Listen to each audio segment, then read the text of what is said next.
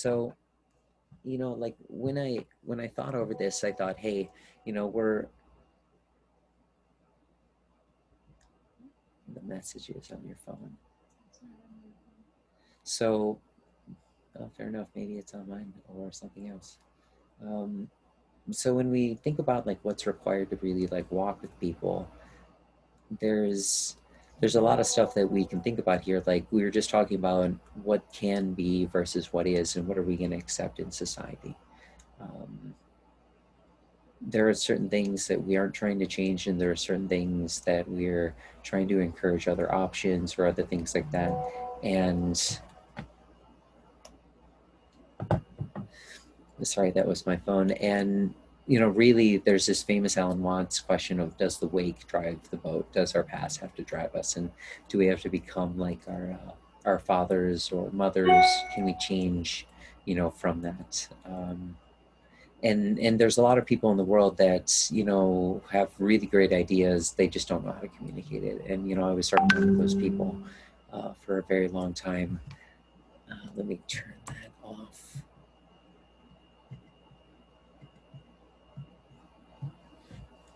And so, our mission really is just to provide clarity for everyone that's involved with a really damn good story about a call to adventure to find oneself, right? Bluprnt is really like a sanity forge. And it's not more that we're going to change anybody. It's just a piece of art that if anybody wants to have an answer from within, come from that betters their life. We're really good at that point. The fact that we're building an incubator of companies is just a bonus, right? And I think a lot of people lost sight of that. Um, they It's easy to get wrapped up in the money and sort of forget who you are. And I'm not saying that I haven't done that before. It's just more that I need people to really be accountable, to what leaders need to be in this organization. Um, so we just thought we'd have just an insanely open, absolutely transparent, playing poker, cards up kind of conversation with people. And, you know, it's really just an objective space, where I can speak about these things where brilliance and baggage are both accepted, where however somebody expressed something can be received objectively, and you can assume good intentions, right? Just like we practice with family members or people along those lines. It's just fascinating how when you assume good intentions, the best can come out in people when you believe in them. And I'm not the best person at doing this, nor do I strive to be best in the sense of I know I can do better at believing in people myself.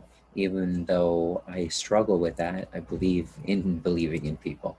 And just by believing in myself enough to do that and being able to take on any challenge and learn from it and adapt, I don't see how myself or any individual in this organization can be stopped, whether we work together or not.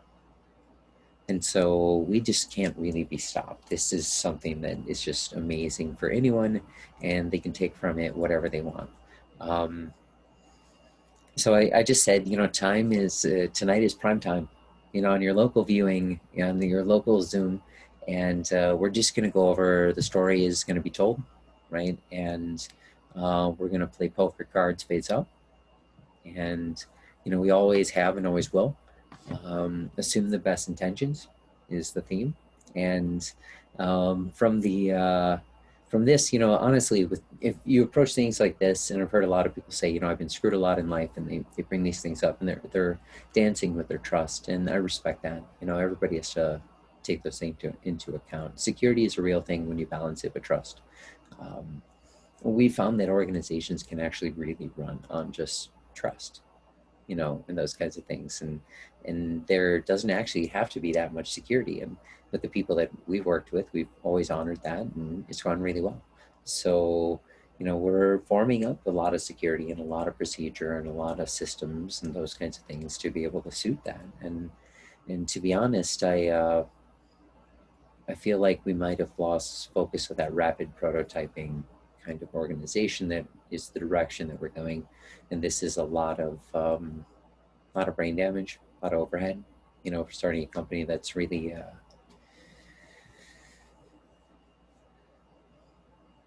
for a bunch of guys in a garage or a couple of guys on a Slack working together. It's a bit of overkill. Not that it's not needed by any sense. Any great entrepreneur I've listened to or experienced myself, it has massive value. But do we need a bunch of administrative stuff? Or, for example, with a consulting business, should we just be focused on getting some more clients, getting that feedback, and building it into our company? Learning from the market, getting paid to learn is a very real thing, and that's how we've done this entire process. Me, on the other hand, I've invested quite a bit, but this is something I believe in. I'm not looking at value now. I'm looking at the future, and I'm saying that's where I know I want to be. Right? That's that future state of work, that DAO kind of outcome is that's how contribution is going to be done, and that's how world government with blockchain and other things like that are going to be done. If it's not blockchain, that's fine, but distributed decision making, data empowered, inclusive, transparent. That's how a relationship should be run. Um, that's how a family should be run, and that's how an organization should be run. And if that's a company, a country, or a planet, I don't really see much of a difference at the baseline. There's plenty of cultures that are different. There's plenty of people that are different, but there's not much difference at a baseline. And so what I find is that, people should really appreciate how similar we are instead of looking at how different we are. And in the same vein, with solutions, products, and companies, they should look at what you have versus what you don't have. What you don't have can be brought up, solutions can be built, things can be improved, but talking about it without a solution is, well, it's just ineffective for maintaining momentum. It definitely causes people to get pretty scared, right? You just bring up problems and honestly just causing more distress in a system that's already wonderfully fragile by nature because it has to be open, right? There has to be a lot of space for creativity and as well as a willingness, a self-ownership of accountability, a self-policing, a self-managing kind of space. So, from our founders of Bluprint, there's a general message that has been sort of carried, and I added a Papa Smurf quote here today. But this is what I've noted over working with thousands of people is, you know, belief predicates almost all systems. That's almost what I would close on. And the reason the reason is still that we call wow words, we call Bluprint for a reason. What it is because it doesn't work without you. We left in all the vowels. So Papa Smurf once said that they change because we believed in them, right? And we never own up to that. Remember, it's a piece of art. The person produces the answer from within, and they choose to do something with that. And I can be proud, no one should deny that from me, that I've done things that I feel will make lives better. I've presented opportunity that I don't own, that that person is owning it, right? Self-ownership, self-managing, self-policing. That's really in totality, that's self-replication right there. And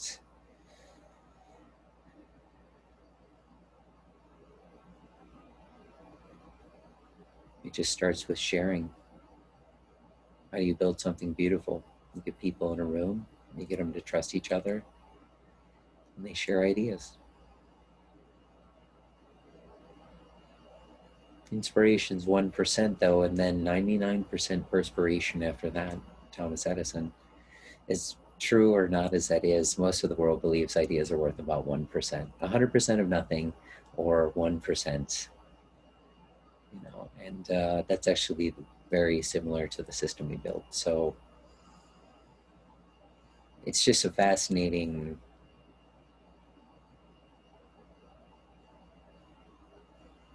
way of looking at things. We're better off together. Most people are out to love you. Very few people are out to get you. I appreciate you talking through this with me or letting me talk to it. Yeah.